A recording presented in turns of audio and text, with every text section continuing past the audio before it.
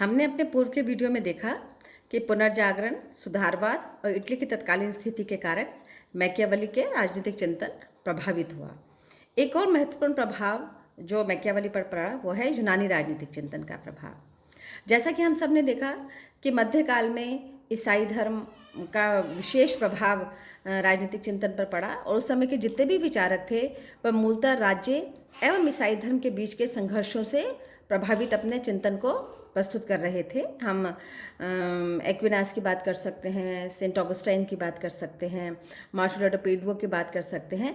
तो ये वो वाला युग था जिसमें धर्म एक प्रधान तत्व के रूप में, प्रभावी तत्व के रूप में राजनीतिक परिस्थितियों और निर्णयों को प्रभावित कर रहा था। लेकिन मैकियावेली ने उस समय के इस प्रभाव को स्वीकार करने के स्थान पर इससे पूर्व का जो यूनानी राजनीतिक चिंतन था उसके प्रभाव को स्वीकार किया, जिसमें धर्मनिरपेक्ष दृष्टिकोण को अंगीकार किया गया था। अर्थात जिसमें किसी धर्म विशेष को, दुनिया के किसी भी धर्म विशेष को महत्वपूर्ण नहीं मानते हुए राज्य को महत्वपूर्ण माना गया था।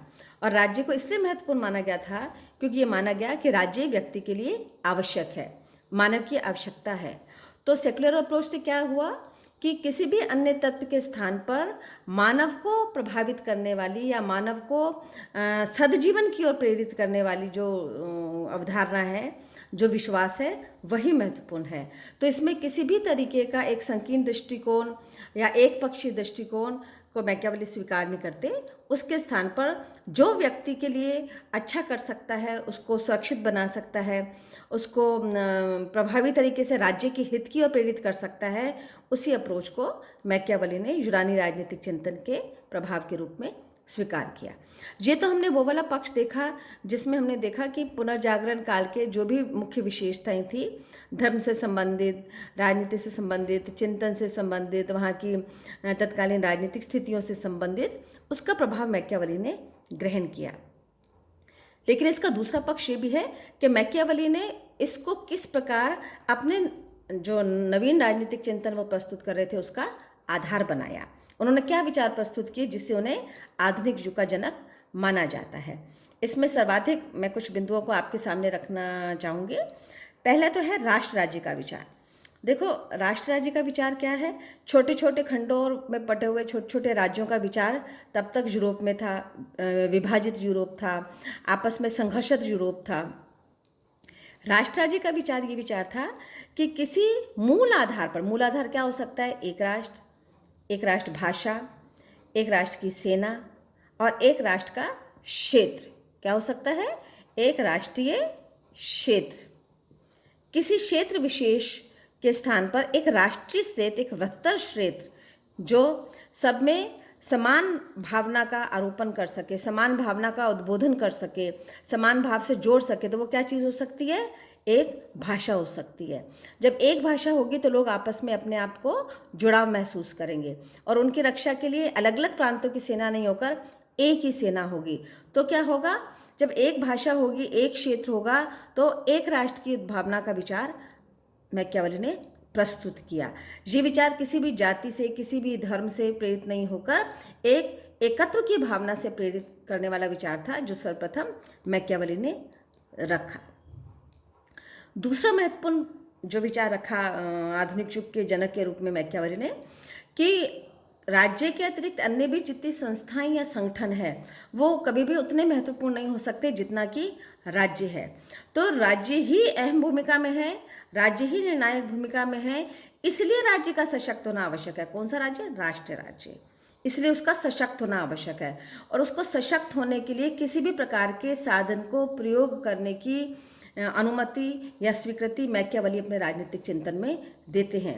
यहीं पर वो स्पष्ट करते हैं कि किसी भी साधन से साध्य को प्राप्त करना आवश्यक है। यदि हमारा साध्य सुरक्षित, सशक्त और शक्तिशाली राज्य है तो किसी भी रूप में वही किया जाना न्यायोचित माना जाना चाहिए। तीसरा विचार जो संप्रभुता का विचार। संप्रभुता क्या है? कोई भी राज्य जब आंतरिक और बाहरी रूप से पूर्णतः स्वतंत्र होकर अपने समस्त निर्णय लेता है तो उसे माना जाता है कि वो शासक या वो राज्य क्या है? संप्रभु है। तो इससे पूर्व संप्रभुता का विचार हमें बोंदा में देखने को मिलता है, जीन बोंदा में। तो संप्रभुता के विचार से आशय राज्य के ऊपर किसी भी प्रकार से किसी भी अन्य क्षेत्र का, शासक का, राज्य का प्रभाव नहीं होगा। प्रत्येक राज्य संप्रभु रूप में, स्वतंत्र रूप में, पूर्णतः स्वतंत्र रूप में अपनी शक्तियों का प्रयोग कर पाएगा। तो ये जो संप्रभुता का विचार है, ये भी हमें पहली बार मैकियावेली के राष्ट्र राज्य के विचार के साथ में देखने को मिलता है। चौथा पॉइंट, मैकियावेली ने धर्म को क्या माना? धर्म को व्यक्तिगत आचरण का विषय माना। उन्होंने इसको राज्य का या समाज का आधार नहीं माना। उन्होंने कहा कि धर्म और राजनीति दोनों अलग चीज़ें हैं, और प्राथमिक क्या है? राजनीति। राजनीति प्राथमिक क्यों है?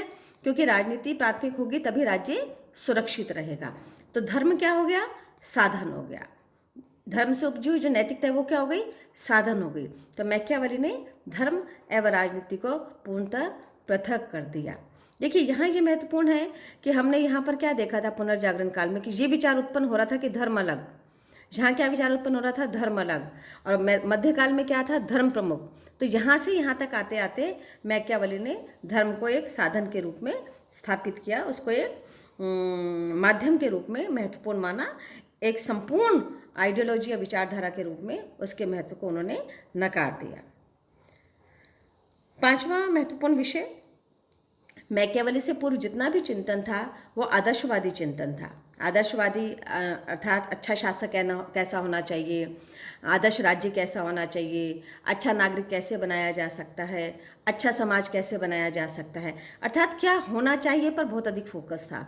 लेकिन मैकियावेली ने यथार्थवादी राजनीति का प्रारंभ किया, जिसमें उन्होंने कहा कि जो वर्तमान में आपके सामने प्रस्तुत है, जो आपका दिख रहा है, जो यथार्थ है, वही महत्वपूर्ण है। तो उन्होंने किस विचार को महत्वपूर्ण माना? भौतिकवाद को। भौतिकवाद से सीधा आशय ये है कि जो उपयोगी है, जो आपके काम का है, जो आज महत्वपूर्ण है, वही निर्णायक है। और आज के संदर्भ में उन्होंने देखा कि एकमात्र तत्व महत्वपूर्ण है, वो क्या है? शक्ति। क्योंकि शक्ति हो अथवा नहीं हो, लेकिन शक्ति संघर्ष शाश्वत है, वो रहता है। और शक्ति संघर्ष को अगर हम समझेंगे नहीं तो उससे हम छुटकारा भी नहीं पा सकते या उसमें संतुलन भी स्थापित नहीं कर सकते। तो यथार्थवादी राजनीति में शक्ति की उपस्थिति को मैकियावेली स्वीकार करने वाले पहले विचारक माने जाते हैं, इसलिए उन्हें आधुनिक युग का जनक भी माना जाता है।